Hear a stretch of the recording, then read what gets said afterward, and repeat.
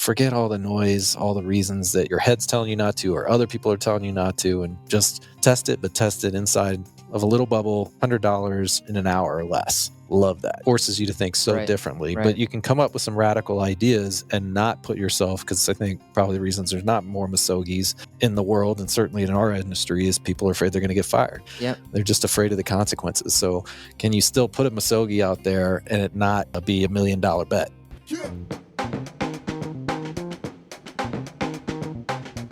Okay, welcome to the Digible Dudes Podcast. I'm David. I'm Reid. And Reid, today we're here to talk about Misogis, specifically Misogis for marketers.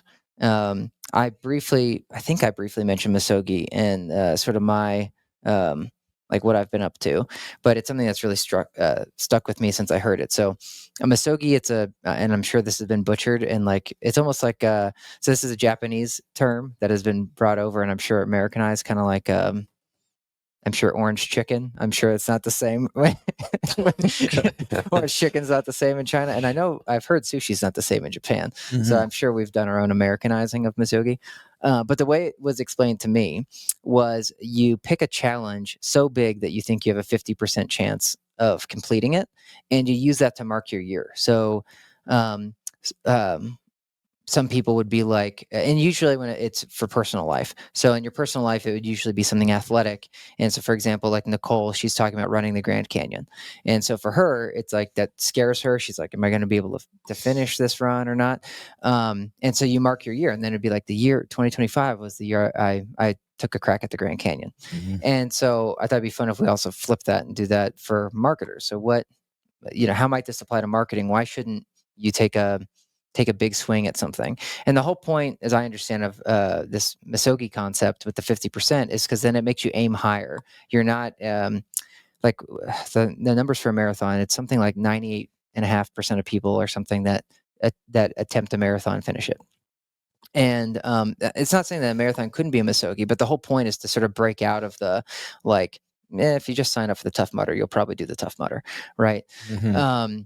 And so, for marketer, I think it's similar. It's like, why not shoot bigger on something? And you've had in your career, like particularly when you were at publishers, I feel like you had some almost Misogi style things. You didn't plan your year around them necessarily, but they became things that you talked about, like the 3D augmented reality thing for Lion King or something. Yeah. Yep, that was maybe my first Misogi. I remember, and I think I told you a story, but when I first got into media, it was at CBS up in Seattle. They hired me as a digital AE, and the story of originally wanting to hire me as a digital director, and then found out I got my tech and digital advertising information from Wikipedia. It's been vetted. Yeah. That's right.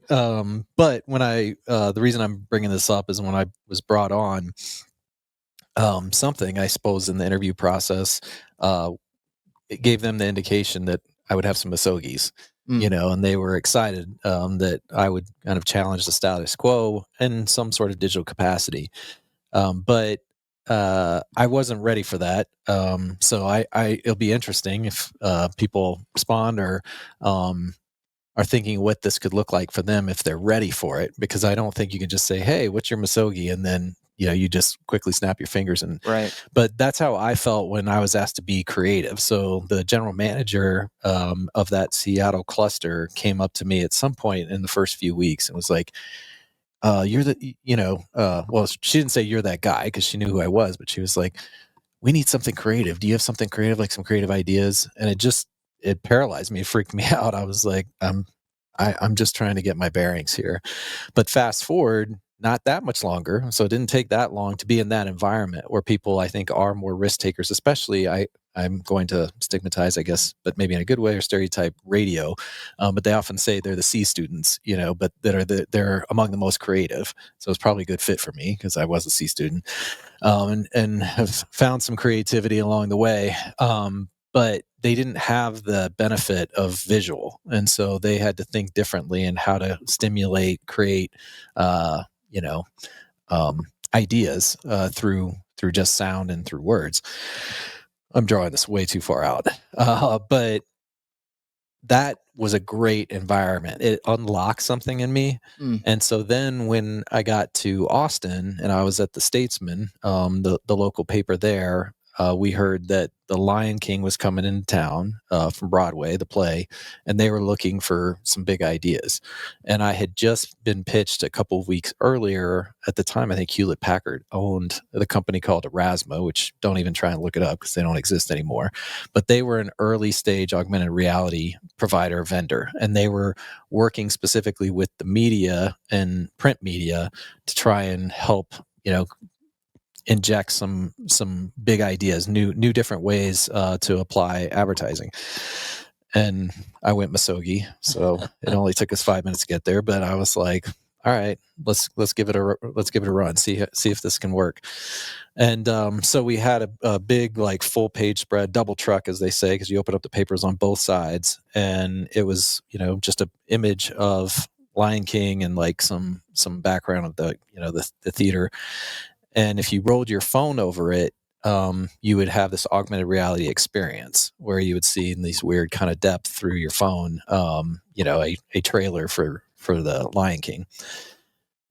And my Misogi did not work. It actually bombed. You should have started with one of your working ones. Yeah. Well, I don't know how quickly I could call one of those up, but coming to find out, our paper was too pixelated, and they had done more of this with magazine, and they hadn't really had much in the way of newspaper experimentation. And I had checked, there was one other paper in the whole country, and as weird as this sounds, so somebody was doing their Misogi before mine on this deal, was in Little Rock, Arkansas. Wow. And they put us in touch with them, but I somehow did not come away with that risk. Yeah. And so well, yeah, like, did theirs have the same, did they actually experience the same issue or not? Because you think they would have come right out with him and like, it was cool, but yeah, right, exactly. But instead they signed off or gave me a like endorsement to work with this company. And within, I don't know, a couple of hours, I feel like, of like, not when the paper dropped, but probably by 10 o'clock, we had several hundred people calling in saying that it didn't work, meaning our readers. And they're like, and so we found out, that it was just, we had to use different level of resolution for it to work.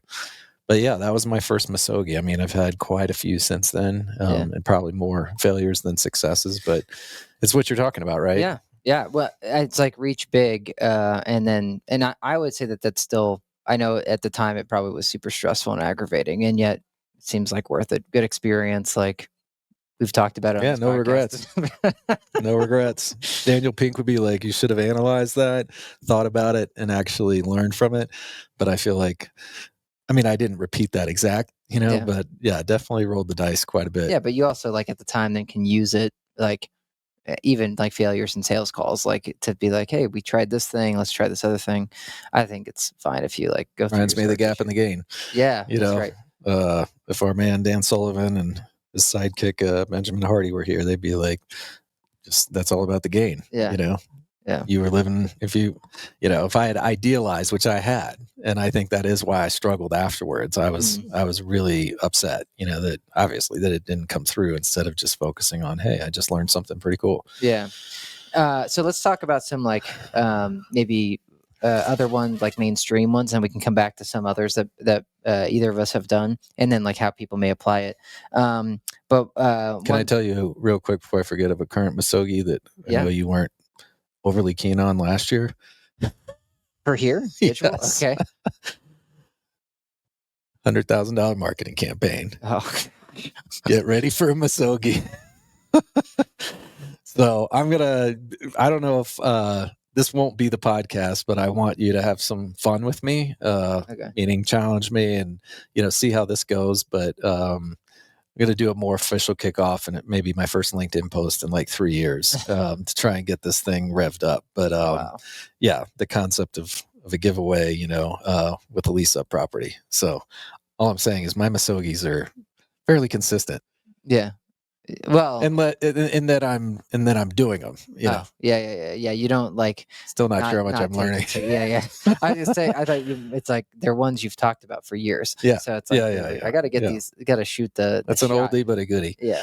I just listened to this, like the economics of game shows, and like Who Wants to Be a Millionaire and that kind of thing. And I don't know if you'd be able to do this, but they those game shows buy insurance against people winning. That makes sense. It makes sense. It makes total sense. I had no idea though. And so like in the early days, apparently there were some challenges with like Who Wants to Be a Millionaire, because like nobody won the show. And so the producers were like, shoot, we need someone to win. But they had bought insurance on it, and the insurance had done the underwriting on the original hardness of the show. And then all of a sudden the first guy that wins, everyone was like, these seem easier, these questions. And so they were bickering with the insurance company about paying it out, because the insurance company's like, you rigged this one. Yeah. And but that was a landmark study. Yeah. So now they've case law. Now insurance companies have gotten really stringent with their underwriting on it. But it's just fascinating. It'd be like, makes total sense that you would buy insurance against someone winning. Yeah. Totally. All right. So some examples of this would be, we were talking ahead of time, and I remember this, but you hadn't, which is the Red Bull space jump. I think they called it. What year was that? 2012. So they sent this guy Felix up 128,000 feet. So really, I mean, which officially is space at that point? That's a great question, because I know there's like two different lines, and this is above my understanding of like where Virgin Galactic goes for their like weightlessness, but this might be below what they officially call space, because he had to be able to fall back to Earth. So there had to be some gravity to suck. Wasn't going through the atmosphere. Yeah. Yeah. Well, he goes through the atmosphere. Oh, he does. Yeah. No, he jumps from basically space into and then all the way down to Earth, parachutes back. What was he wearing?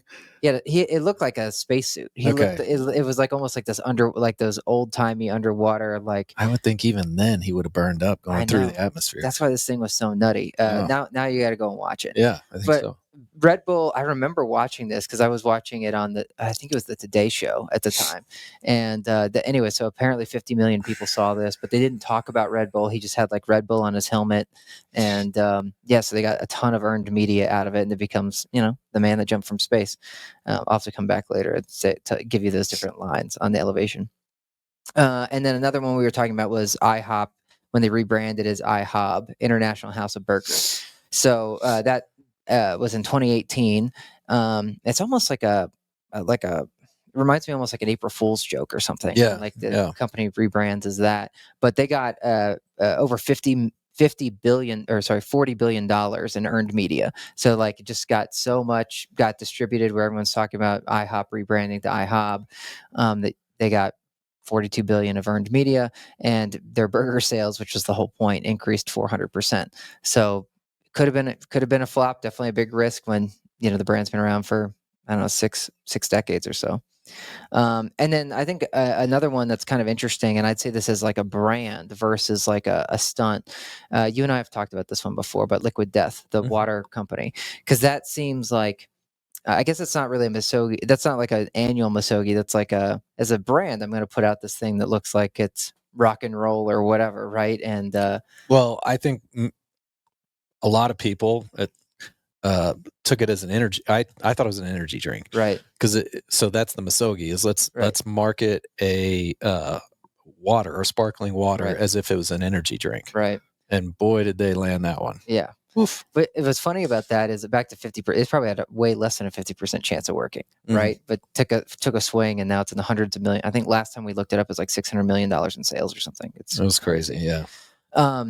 So another one of yours that I think worked, or I don't know if you started it, but you've talked a lot about it, was the music thing, like with the schools and the. Oh yeah, the Muse Awards. Yeah. Yeah, that was definitely Misogi, and I was reminded of that multiple times by the GM, meaning the risk and his anxiety just seemed to grow through like the campaign, and that was based on ad sales. So I understand that more than I did then, like sensitive to his chair, I guess. But that was kind of a American Idol, The Voice, for holiday music that we did with a radio cluster in Austin. And kids though. Yeah, kids. That's right. So it was elementary, middle school. It was actually K through 12. And there was different winners, both individual as well as team. But I had to get the UT Austin on board so that we could have it at Bass Concert Hall, which is like a very prestigious concert hall from UT. And I remember going in front of their board, music board, I'll say, and trying to pitch this to them. And that was now I'm like latching onto the Misogi, but that was a Misogi moment as much as you could have one, because they were looking at me like, you got to be kidding. And they also were just, this is all, sales tactic. And so I had to convince them what was in it for UT, and ultimately, of course, what was in it for all these kids, and was able to pull that off. And it was a big hit, and we actually did very well with advertising. So I remember the title sponsor at intermission came up to me and he said, "I want to renew for next year." I was like, "That's a good sign." Yeah. And then I left like a few months later. But they did do it a year too. But yeah, sometimes just like a founder, you need to have the right person with the vision. Yeah, for sure. So I felt bad about that. What about how was the advertising integrated? Well, on the CD, so we handed out CDs of all the winners, and they got some exposure there. They got it definitely in the radio spots, so tons of promos. They got it on the website, so you would go. This is not pre-YouTube, but just as YouTube was coming, because this is also 2012, I think. Yeah. And I know it had already launched, but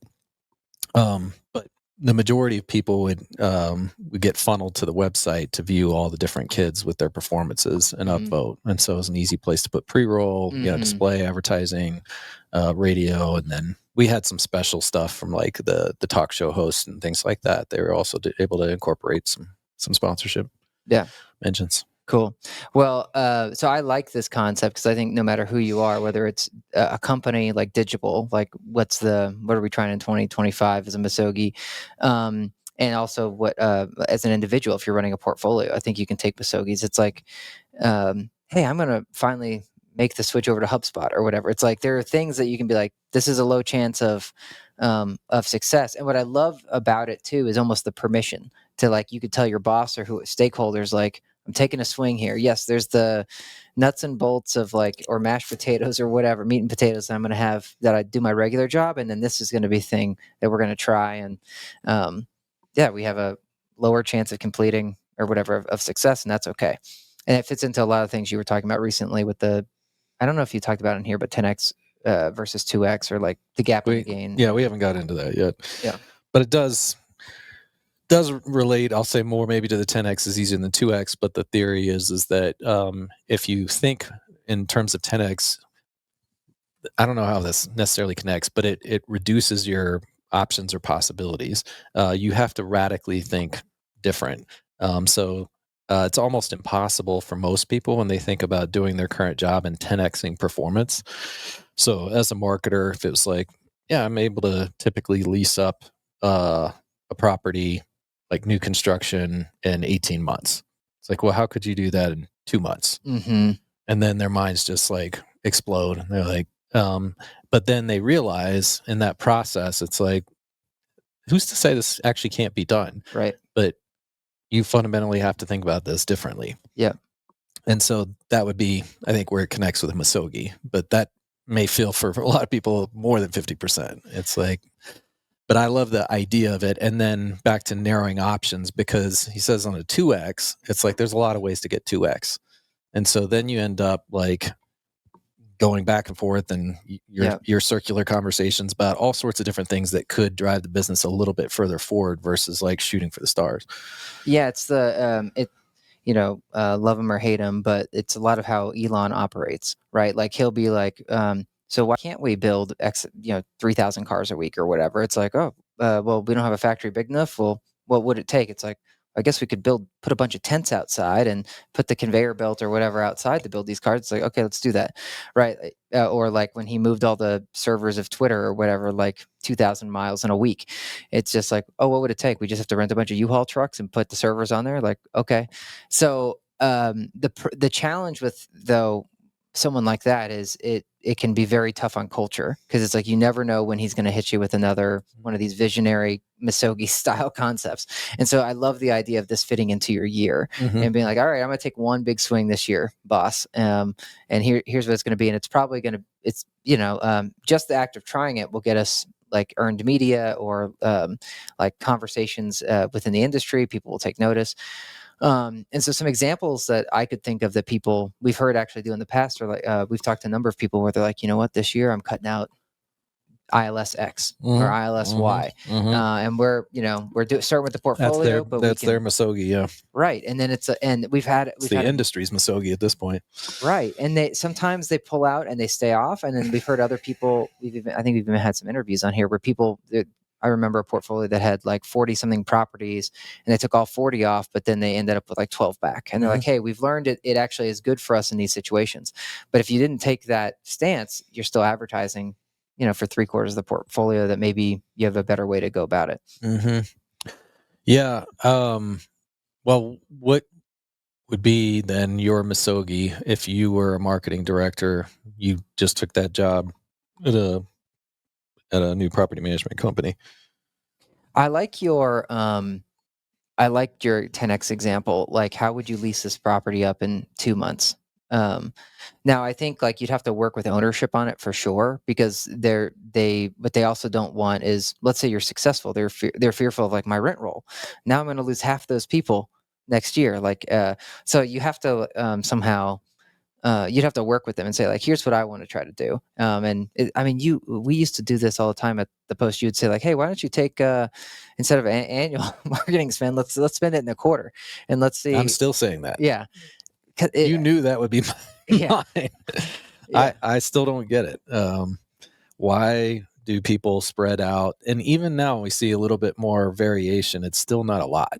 It's not like people are, the closest we'll see to something like that, but it's more to save money. It's not necessarily a bet or a gamble. It's like, I'm just going to pause all my advertising. That's still a Misogi. I'm not trying to discount that, but it's not a radical different approach to a annual marketing budget. Yeah. And so I think the 10x version where like, let's lease up in 2 months, I think it's a fascinating challenge for marketers, because they have these lease ups all the time, and we've all seen them drag on to 18 months, 24 months when people really wanted it done in 12 months. So I think it's super interesting. So the way I would do it is try to get with ownership and also my operations team and say, hey, in fact, I actually have a resource people could go to, but there's this entrepreneur, we've talked about him before, but Alex Hermosi. He had this, he used to own a company called Gym Launch, and his whole thing was like, I'll launch your gym, in a month. So instead of taking 6 months to get your gym to capacity, my team, we're going to come in and we're going to do it in 1 month. And his business model was he basically kept he ran all the marketing. He brought in his sales team. They'd fly to the location, and then they would handle all the pitch, like the advertising and the pitch, and they would lease you up in 1 month, and they would actually get to keep the first month of revenue, but then all future months you get to keep, because now we know people don't churn off of gyms that quickly, and so you're good to go. They're sticky, and that's really what the business owner's better at, anyways, right? Isn't the gym owner supposed to be better at running a gym versus the marketing and sales aspect? It's just kind of like this thing that you have to do too. So I think that's super. I've always been fascinated in that concept for apartments, where why doesn't someone have this? It's like we've seen this with like nursing. Like you have traveling nurses that go to different things. We've seen the traveling property manager that's like, we got this hard lease up in Florida. We need you to fly out there. But why not give them the rest of the team and be like, all right, here's your squad, and you've got these 5 people. The A-team, get out of the van. Yep, exactly. Yeah, the A-team. And then you pair that with marketing, though. So I'd want to see the cohesiveness of like, all right, and marketing is also going to slam it, because right now when they get to lease up mode, it's like 250 units, so they have like 2 full-time people, maybe a part-time person. So maybe they got lucky and they had 3 full-time people to try to lease up that building and then handle the move-ins. It's like that's not enough resources if you're really driving almost like a year's worth of leads through a couple months. So yeah, I think that would be a fascinating Misogi. It would, definitely. Well, a couple of others, not that you asked, but I know you'll indulge me, would be search copy. I think I may have mentioned this to you once or twice, but having somebody like Rachel, our copywriter for Fiona, do all the ad copy for a search campaign. Because when I see it, it's flavorless, for the most part, including our own. And that's not an indictment on our paid media or anything, but we don't. I mean, there's some tone, but I think mostly people just, I'll say, have accepted that there's not much room for creativity within search campaigns. And so I don't know if ad copy is the only, but it seems like the easiest thing to point to as far as in trying something different.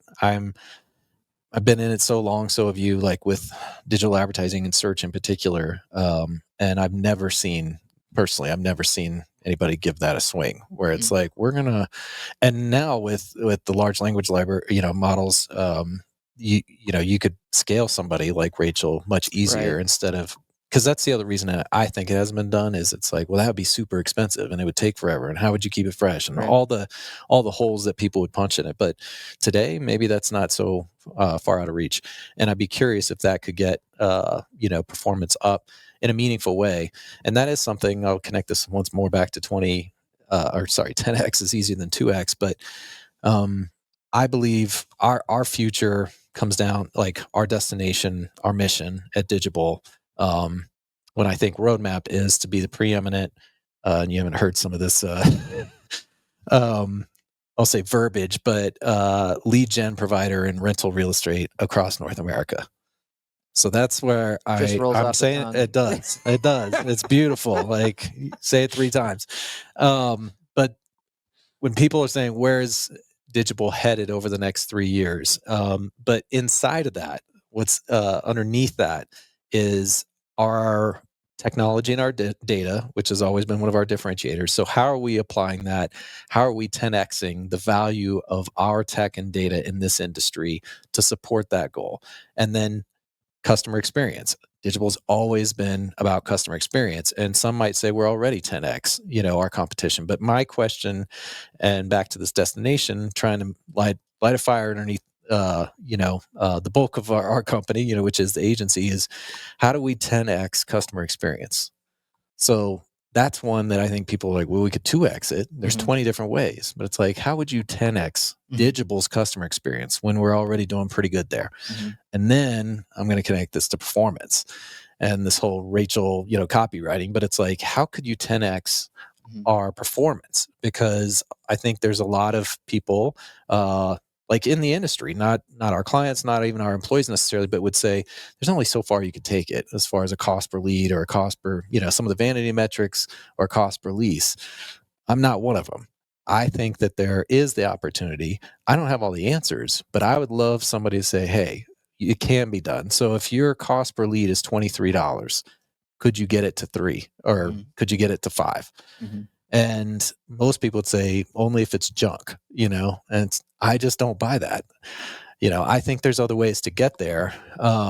Yeah, if your conversion rate, like click-through rate, for example, is 1%, it's like, all right, can I get my click-through rate to 3? Yeah. Or like 4? Yeah. And then it's like on my website, my conversion rate's the industry average 2.5%. It's like, can you get that to 5? And so now you went from 1% to 3% because of your ad copywriter. So that's a 300% jump already.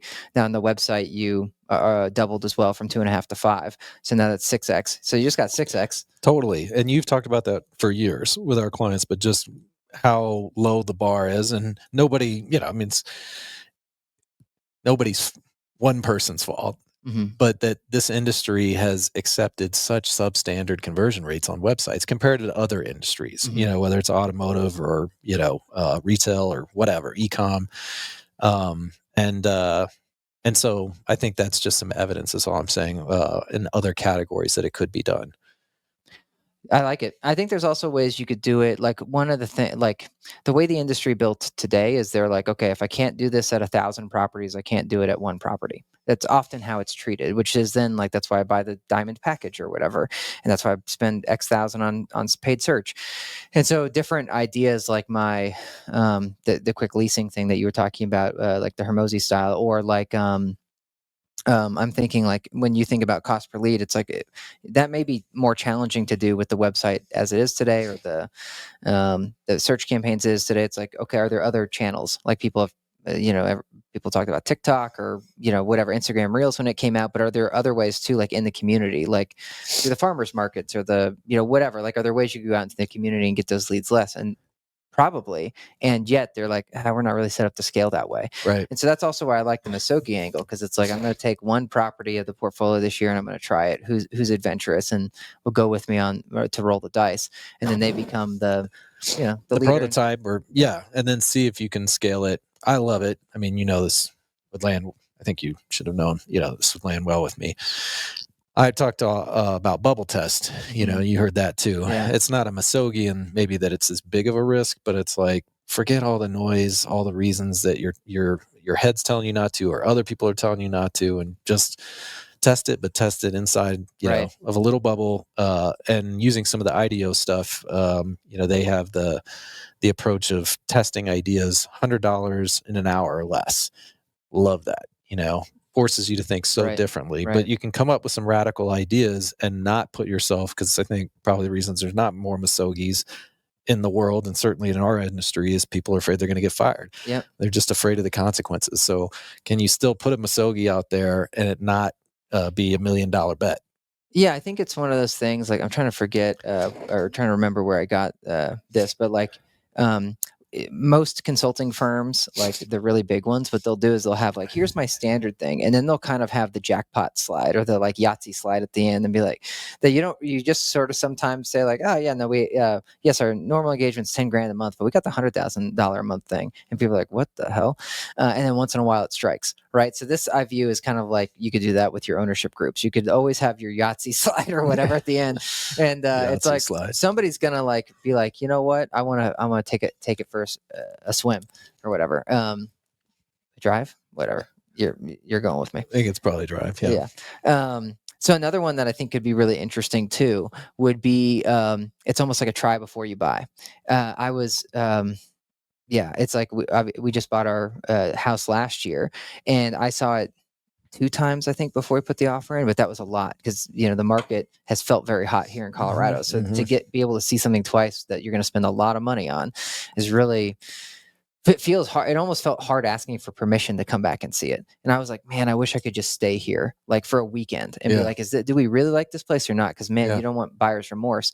And I just think that would be, it seems super doable for apartments to do that, because a lot of times they have the guest suite for a lot of these luxury properties.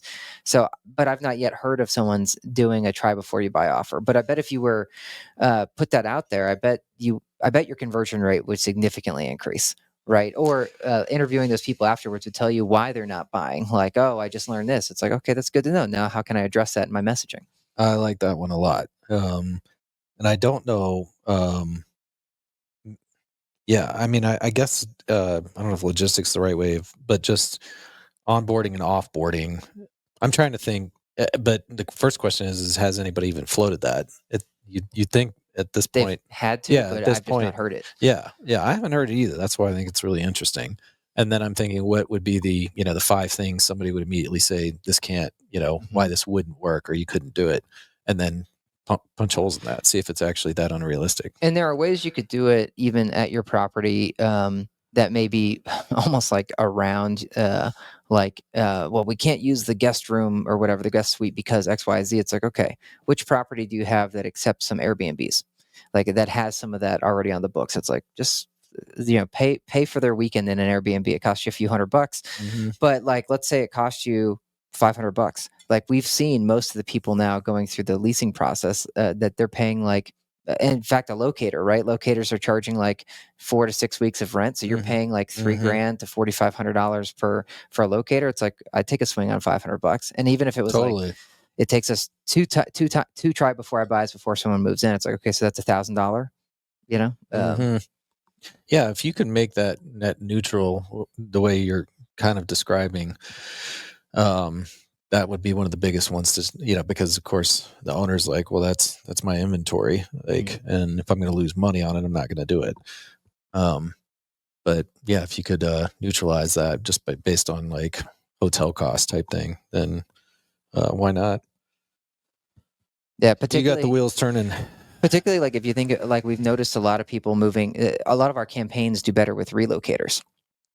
Right. And so imagine if you, especially if you offered this for people that were relocating to the market, because a lot of them will come in, if they don't do buy sight unseen, they will be like, I'm a tour 6 properties. It's like, oh, I hear you. Why don't you stay at ours?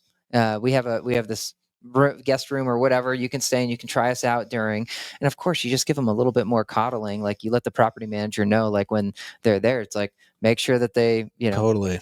know which restaurants to get food from, like whatever. You have this like little, just like an Airbnb does. It's like you have your little booklet of like, here's what I recommend you do. This is going to buy you so much goodwill, No, for sure. You made me think about the co-living, Mm-hmm. and I don't know if it's still an experiment in multifamily because I have not heard almost anything about that since the pandemic. And I feel like it was Blanton Turner that was leaning into that, really experimenting up in the Northwest with it. But I'm pretty sure the 2 or 3 properties they had that they pulled back on it, and I couldn't tell you exactly why. If it was. So it's not what you're describing, Yeah. but it's adjacent to that in a way, because it's like somebody that seemed to me be a Misogi, and they were like, "Look, it's happening elsewhere. Like, why couldn't we take a swing at this in multifamily?"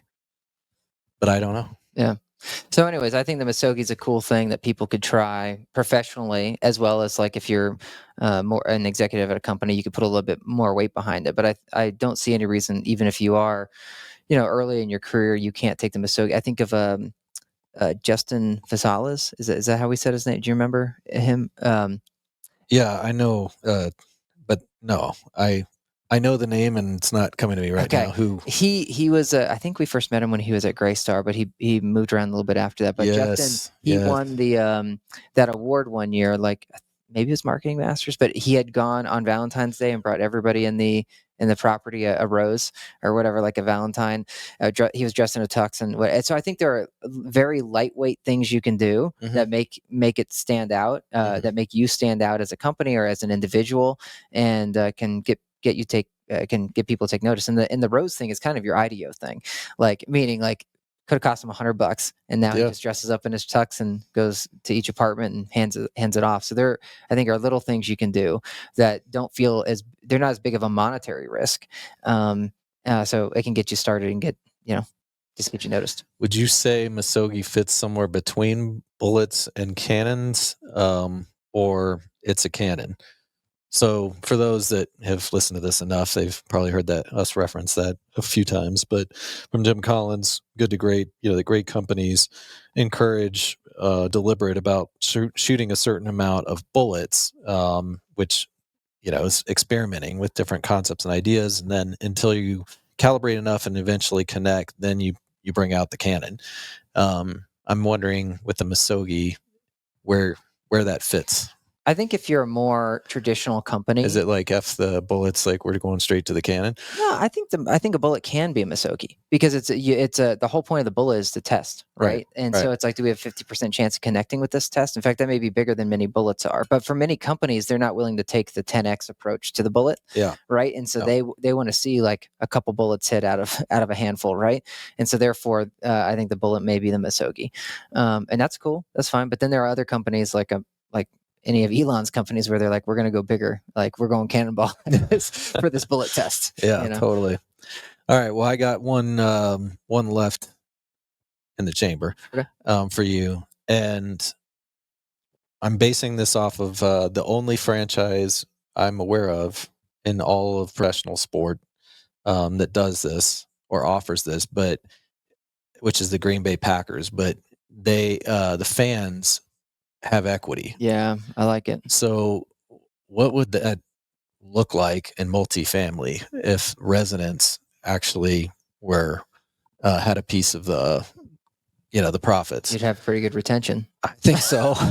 You'd have good retention, but would it drive NOI? Would it tank it? Would it flatten it? But how wild would that be if the residents had equity? There's a beer company that did something like this too. Oh yeah. That like you got like a share of stock for every case of beer you bought, and so people were buying cases of beer because I'd love to see that cap table. Yeah.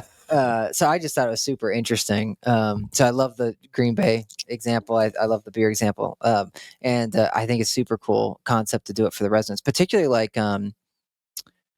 Man, imagine like there's all this talk about like people not wanting to do affordable housing or there's not enough of that getting created. If you could, I mean, I guess the hard part with that is that they don't have the funds. So I guess you'd have to do it with somebody that has, if Maybe they were not like to investing. Yeah. I was gonna say maybe not to fully fund it, but they could still be a part of that Right. potentially. But at least it's still, you could have back to a more traditional approach versus like everyone cutting a $10,000 like small check to get like a small piece. It's almost like what the Can you rewards imagine cards getting are doing. distribution? Sorry, go ahead. Oh, I love it.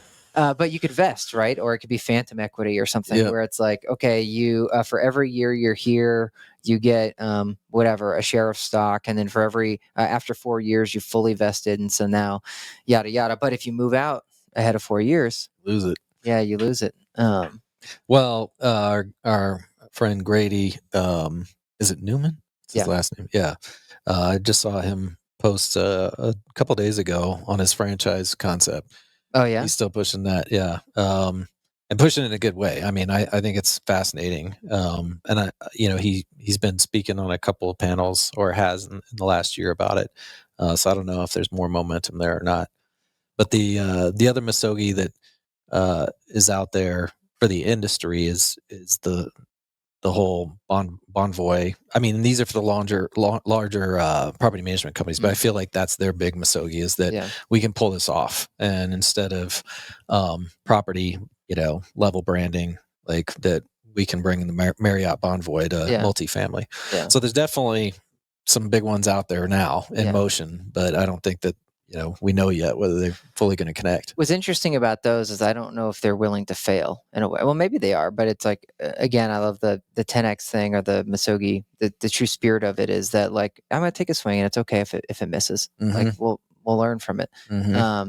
But maybe they'd be willing to admit if it didn't work out with the rebrand, or I don't know what they're calling it, because it's not quite Grady's franchise model, but yeah, I guess it is. Marriott's the closest thing. Yeah, that's the example I keep hearing.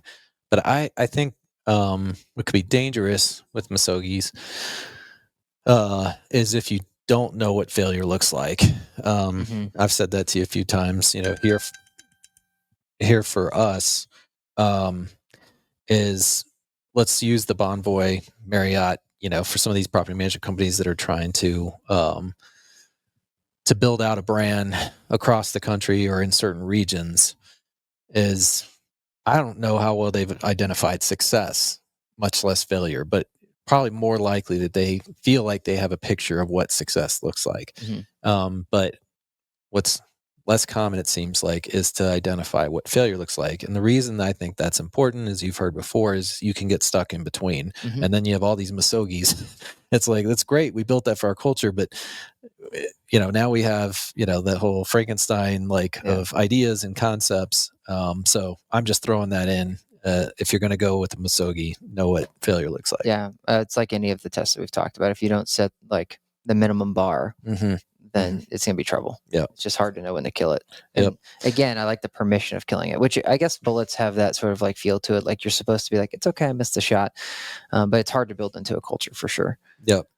So what do you think, last question for me, since you brought this one forward, is I just have to ask, what would you say Misogi translates to in one word? Oh, I have no idea. For English. Yeah, I don't know. I've never heard of something else that's that kind of challenge. Yeah. Have you? No. Not that I wouldn't have to explain in a few words. Yeah. Isn't that funny? Yeah. To me, it's fascinating. As soon as you said it, I was like, that popped in my brain. I was like, so what's the word for Misogi in English? And we don't have one. Yeah. I guess that's why you end up keeping like the origin, right? The origin. Yeah. Right. It's like, all right, we'll just take this. We're going to have to carry this one. Yeah. There's another one that we can talk about another time called Ikigai. Ikigai? Yeah.